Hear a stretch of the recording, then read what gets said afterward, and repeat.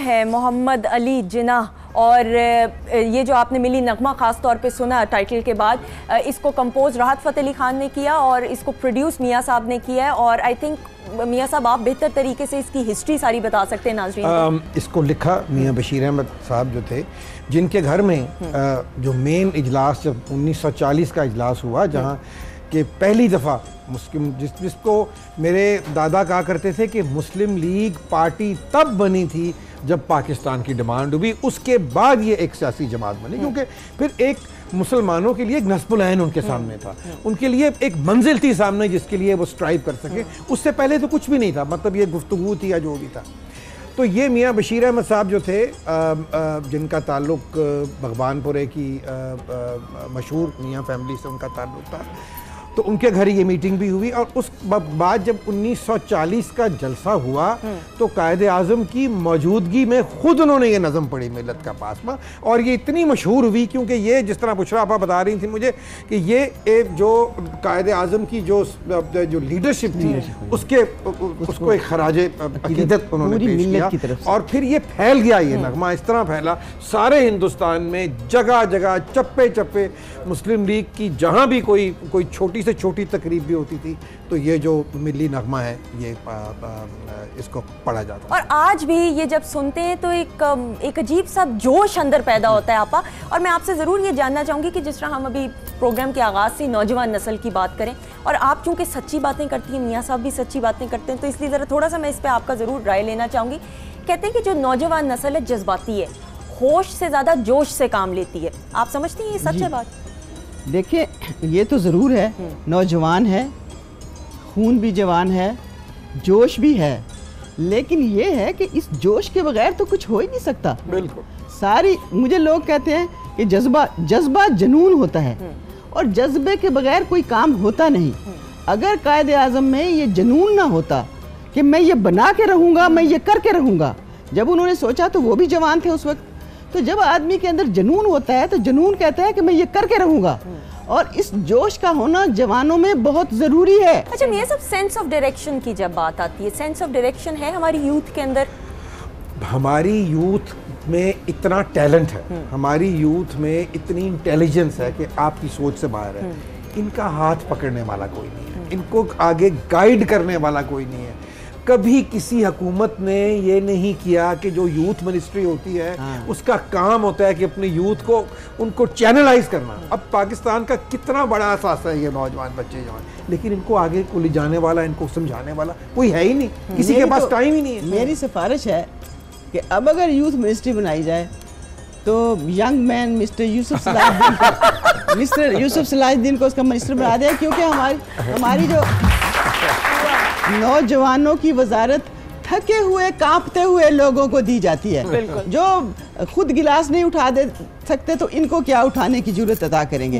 तो बड़े एनर्जेटिक और बड़े पढ़े लिखे और बड़े ख्यालात खूबसूरत रखने वाले आदमी को इनका लीडर बनाना चाहिए। मैं आपको ये बताऊं कि मुझे तो कतन कोई शौक नहीं है कभी भी वज़ीर होने का, हमें शौक है, लेकिन मैं आपको ये बताऊं कि ये बिल्कुल आप सही कह रही हैं कि इनको अब डेफिनेटली, मैं कहता हूँ बुजुर्ग भी चाहे हो, मैं भी बुजुर्ग हूँ, लेकिन कम से कम ये है कि मैं हमेशा मेरा इंटरेक्शन नौजवानों से रहता है, बिल्कुल बच्चों से इंटरेक्शन रहता है। आई ऑलवेज नो कि ये क्या सोच रहे हैं, इनके माइंड में क्या है, यू नो, ये इनको क्या चीज़ पसंद है, यू नो, किस तरफ किस डायरेक्शन में जा रहे हैं। तो ये नो हाउ होना बहुत जरूरी है, और एक चीज़ में ज़रूर हैट्स ऑफ टू यू मियाँ साहब कि आप जिस तरीके से तमाम लोग अग्री करेंगे हमारे कल्चर को प्रमोट कर रहे हैं। खास तौर पे आई थिंक बहुत कम ऐसे लोग होते हैं जो अपनी ज़ात की नफ़ी करके आप अपने मुल्क के लिए कुछ करते हैं दूसरों के लिए। तो वंस अगेन आई मीन आप जो कंट्रीब्यूशन कर रहे हैं, मैं आपको क्लियर करूं कि मेरा बहुत से लोग कहते हैं जी आप बड़ी अच्छी म्यूजिक बनाते हैं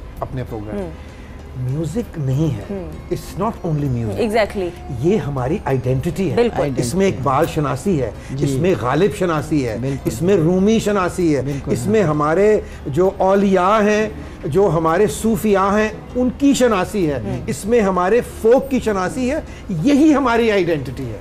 इसके अलावा हमारी आइडेंटिटी, हमारे जो सूफिया थे, यहाँ इस्लाम कोई मौलवी लेके नहीं आया, यहाँ कोई बादशाह इस्लाम लेके नहीं आया, यहाँ इस्लाम हमारे सूफिया लेके आए।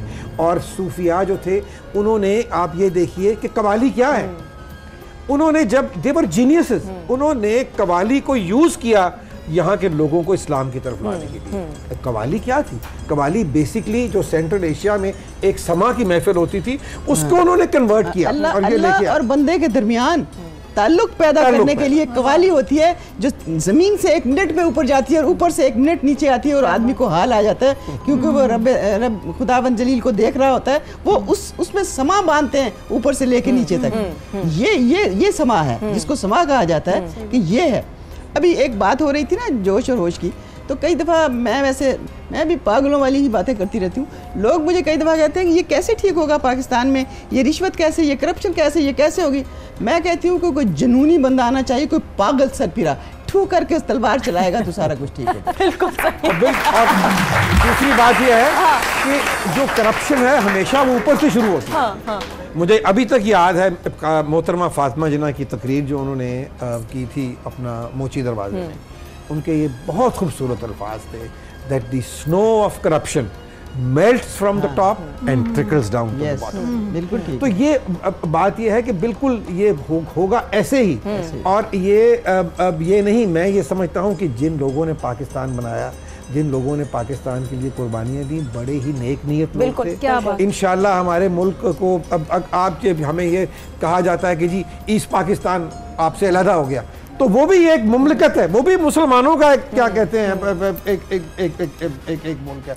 वो कोई ये नहीं हुआ कि उसको हिंदुस्तान के साथ शामिल हो। लेकिन ये बात है मियाँ साहब कि जो कुर्बानियाँ हमारे आबाओ अजदाद ने दी और तहरीक पाकिस्तान में जिन जिन लोगों ने जानों का नजराना दिया और पेश किया, उनकी कुर्बानियों को हम रायगा नहीं जाने देंगे। ये हम वादा करते हैं, ये हम वादा करते हैं।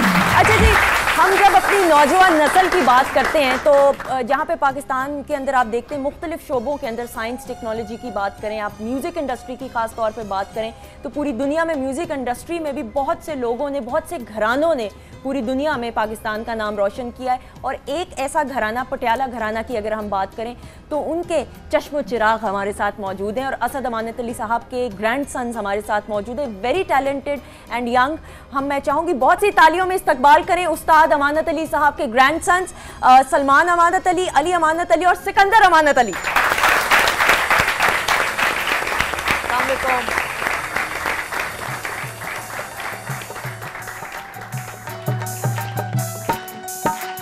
हे धरती मेरा सोना यारो मैदा सुनियारा, हे धरती मेरा सोना यारो मैदा सुनियारा, सूरज वांगू लिशका मारे, सूरज वांगू लिशका मारे, हेदा मिट्टी गारा, हे धरती मेरा सोना यारो मैदा सुनियारा, हे धरती मेरा सोना यारो।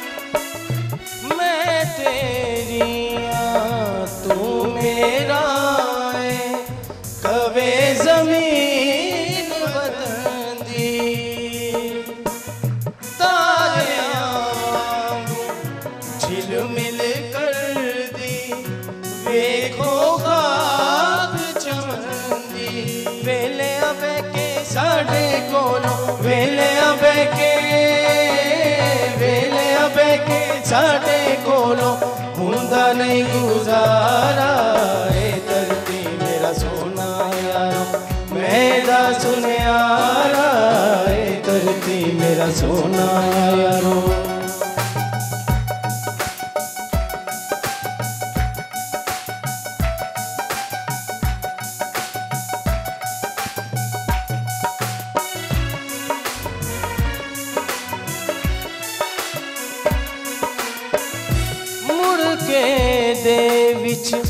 खिते दिन दी चांदी डुल डुल पैंदी,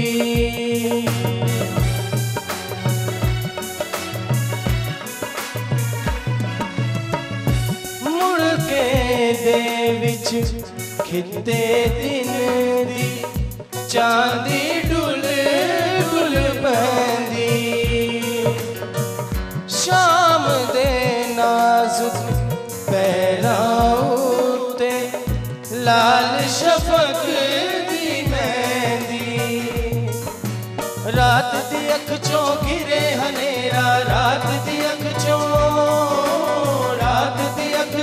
गिरे हनेरा सुपने वर्गा प्यारा ए धरती मेरा सोना यारो मैदा सुनियारा ए धरती मेरा सोना यारो मैदा सुनियारा सूरज वांगू लिशका मारे सूरज वांगू लिशका